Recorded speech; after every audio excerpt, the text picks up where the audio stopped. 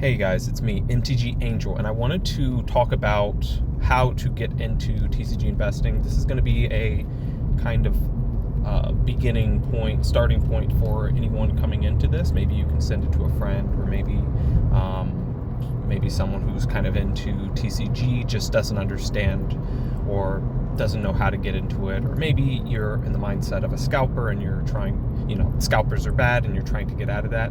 So here we go. I'll talk about a couple resources and a lot of the ideas and fundamentals behind it. So why would you invest or start investing in TCGs? Well, ultimately it's because you get a shit ton of money from doing it. You could do the traditional investing route, which is stocks and real estate, bonds, all of that.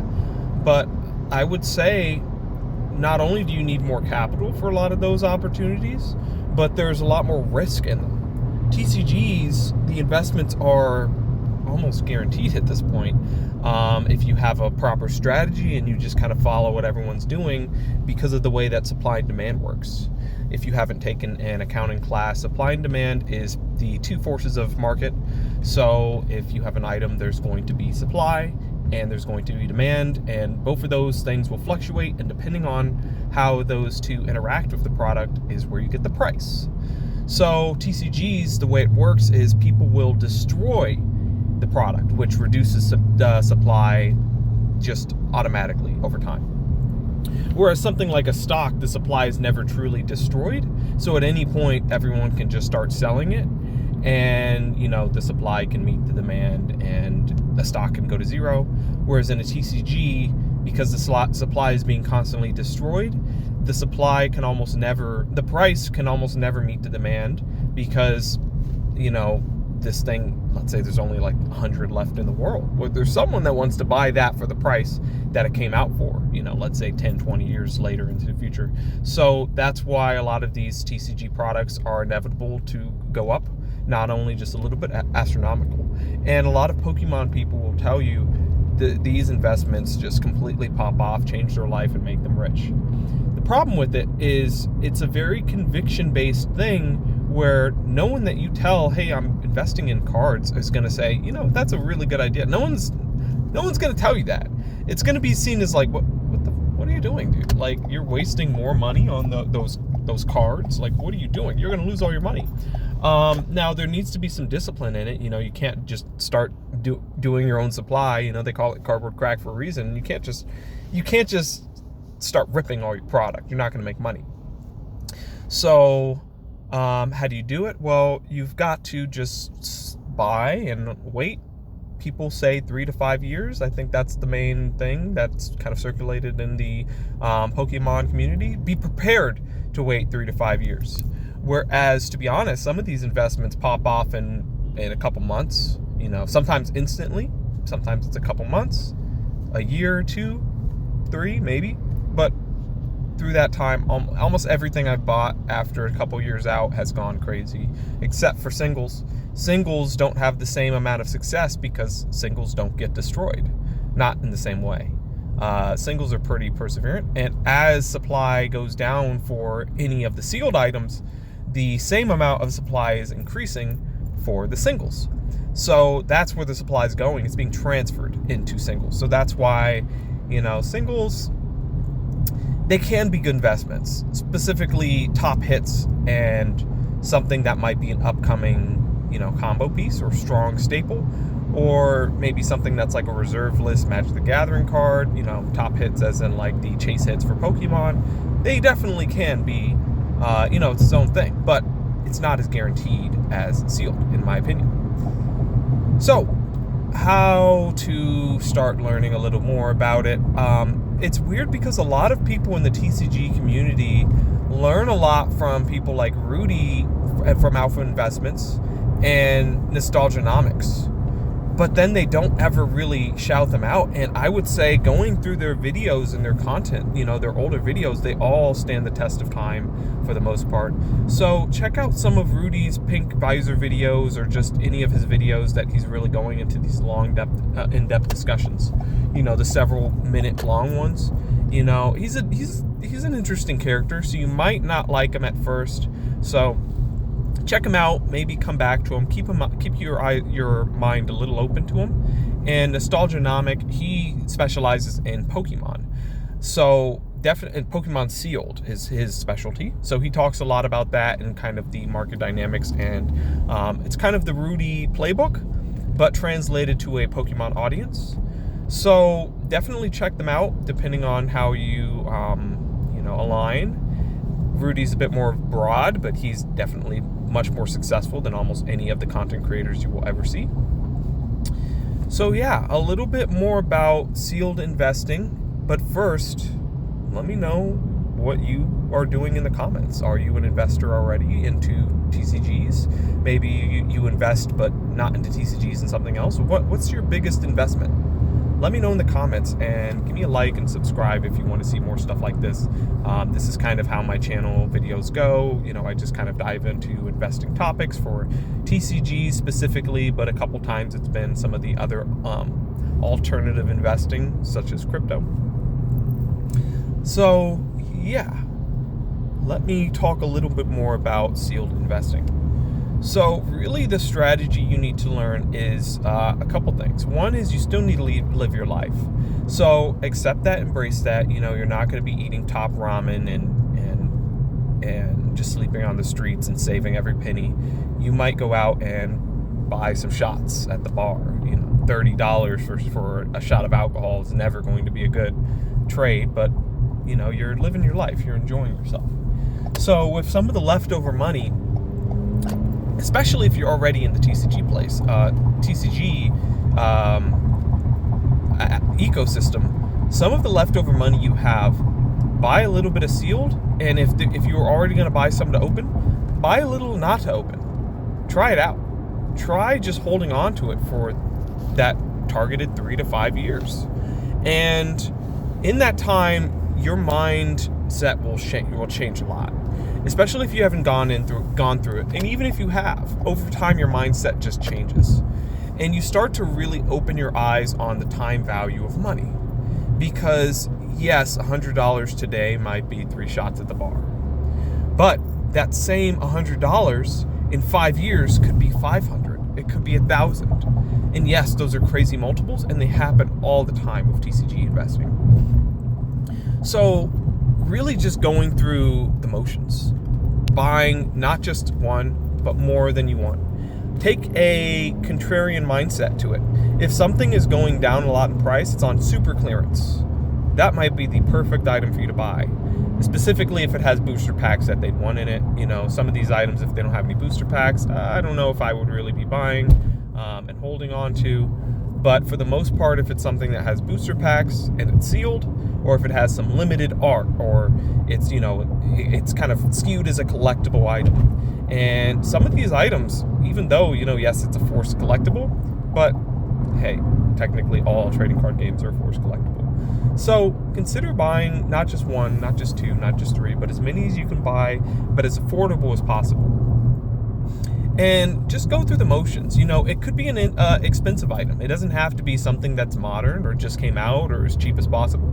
It could be something as expensive as a Pokemon 151 Elite Trainer box, which the basic version of that is going for about $650. But think of it. Let's say you had that Elite Trainer box. When it's time to sell, it could go lower. Sorry, it could go higher. That's the thing. There's no more new Pokemon or 151 Elite Trainer boxes coming to market. So if someone wants it, they're going to have to buy from someone who's already got it. And most people who've already got it are holding on to it for many, many years. They're not planning on selling it to you for $650. No, that thing's going to $5,000. And that's kind of the mindset that some of these people have. Or maybe they're making so much money in all these other products that they feel no need to sell something like a 151 Elite Trainer box, because maybe they've gotten a little attached to it. Maybe they like it. Maybe they like the journey that they've been through with it. That's kind of me right now with 151 Elite or bundles. I was buying those at $60, $70, telling my friends, hey, you guys should pick up some of these. And, some people didn't. One friend bought some Pokemon 151 Elite Trainer boxes and different items, and it did well for him, and I'm glad for that. But imagine you were someone who was just going balls to the wall and just buying as many of those as possible. In less than a year, they doubled. They tripled. So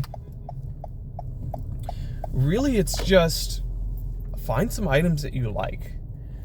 Specifically, booster boxes, booster packs, collector booster boxes from Magic the Gathering. It could just be booster packs from Magic the Gathering, but typically Pokemon booster packs have done better. Get some stuff that you like and really just see how it does for you. And be ready to just be along for the ride for it. It's a fun journey to use your money towards something that could actually double or triple in the future and better your life. And yes, I know some people talk about scalpers and they don't like it, but a lot of people call them W-2s. W-2s are people who they plan their whole life to be reliant on a paycheck that may only give them 80, 90, 100,000 a year. That's it. And they might hit 100,000 and say, I'm making six figures. And to really, yes, you are, but you're barely making six figures. And why limit yourself? Why not say, I made six figures in a month off of Pokemon cards that have appreciated? Now, yes, it might take some work to build up to that. But what's harder? Waiting for my Pokemon boxes to appreciate crazy, or actually going in every day? At a certain point, the Pokemon boxes autopilot themselves. So that's really the angle about it. It's taking yourself out of this 9-to-5 rat race, this 9-to-5 cycle, the W-2. It's taking yourself out of this reliant debt-based society and putting your money towards something else. If you don't understand why things go up, why the prices go up, look up what happened in 1971. Ask yourself what the dollar is really worth and do some work. Look up what is money. Start researching the fundamental of what you've structured your entire life on, which is money. Now, I know that's a little bit of a tangent, but really this journey may force you to ask yourself those questions anyways. And you're going to find questions, and if you're someone who's willing to, look into it and see what this thing really is, like, hey, let's find the true answer for my questions. Eventually, you're going to ask some questions to yourself, and you're never going to be able to unsee what you learn. Once you see it, you can never unsee it. So, really, what I'm telling you is this journey has changed my trajectory in life. It's pointing me towards a life that I can sustain myself without as much toil and burden and hardship. And maybe eventually I can live off of my investments. Maybe eventually I don't have to go into work. Not that I won't, because, hey, sometimes I like going into work, making coworkers, just working for the man. Sometimes I like that. And I want to at least keep that, keep my mind open. Maybe I want to enjoy that life, but I would like to not have to rely on that, and I would like to I would like to move towards a life that has transcended that. I don't think that's my life calling, is working a 9-to-5 for the rest of my life until 65 and then doing a slow retirement and worrying if my pension in retirement will sustain me. I don't want to have to deal with that. I would rather say, you know what, I'm going to take all my money, put it into the cardboard because I believe in it, and see what happens. Maybe buy some Bitcoin, your crypto of choice, but I'm going to say Bitcoin, and just waiting. And it's taken me a while to get to this point. It's taken a lot of mindset shifts, a lot of unanswered questions, a lot of questions that I've had to look into what the answers are. And now I have a pretty good understanding of how I want to move forward with investing in this thing. And that's buying a lot of sealed and holding on to that. And in the meantime, I try to make some margin plays with my money.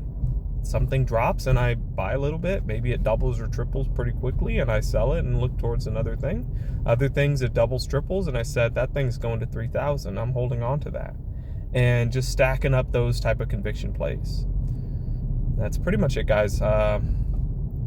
Thank you for sticking with me for this video. I really hope that you guys let me know what you're investing in, and I want to build up that conversation around myself.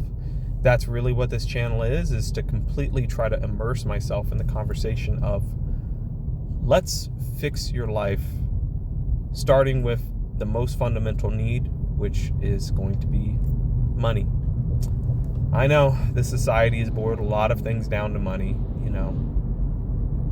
to even the point a lot of people will never even go out or have drinks or have a good time because they're like, it's costing money and I can save that, and that's not fun. If you wanted to go get drinks or whatever it is, I hope that you can have the financial freedom to be able to do what you want respectively, nothing too crazy like trips to Cabo every day or something like that.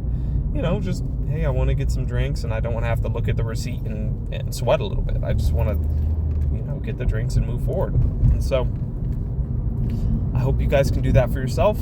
I think we're all going to make it as long as you believe you will and have the conviction. Okay, that's pretty much it, guys. Thanks. And I'll see you guys later.